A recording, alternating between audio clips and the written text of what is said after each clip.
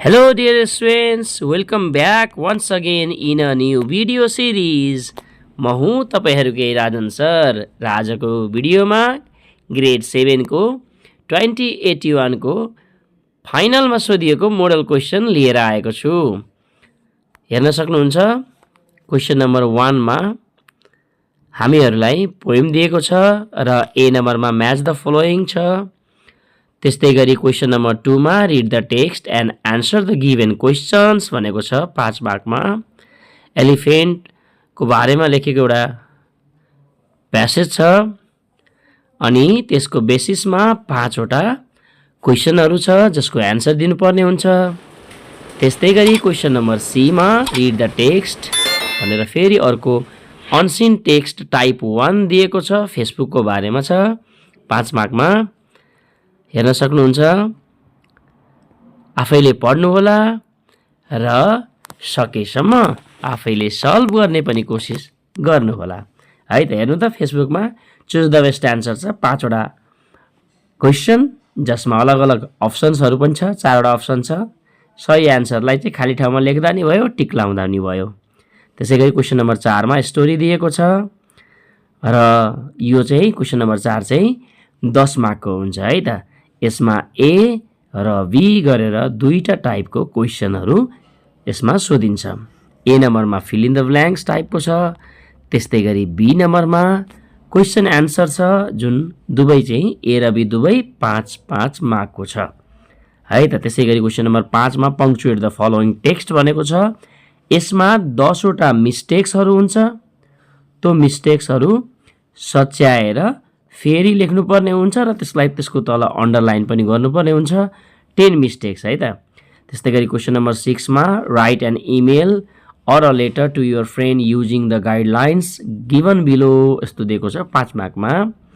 अनि 7 नम्बरमा छ write an essay on importance of English language भनेको छ 10 मार्कमा।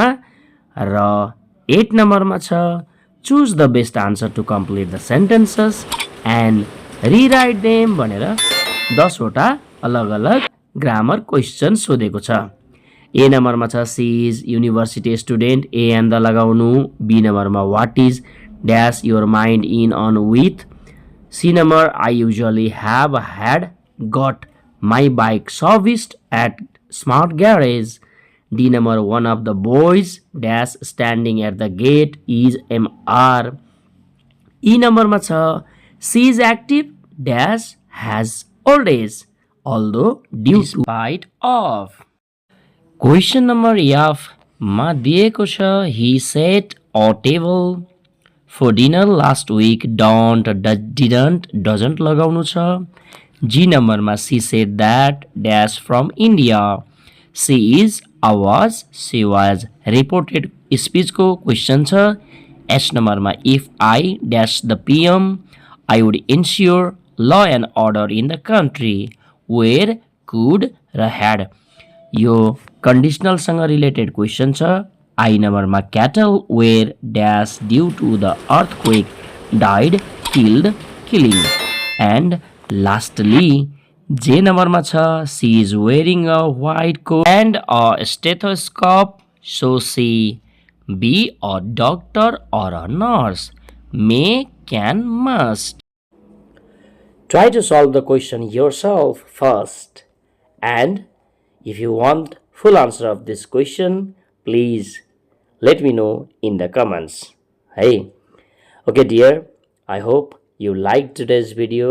यदि भिडियो मन परेको छ भने प्लिज लाइक गर्नु होला, आफ्नो साथीहरुमा शेयर गर्नु होला र यस्तै ग्रामरका अन्य भिडियोहरू इङ्ग्लिसका अन्य भिडियोहरू अझै इन्फर्मेटिभ भिडियोहरू चाहनुहुन्छ भने please tell me also in the comments है।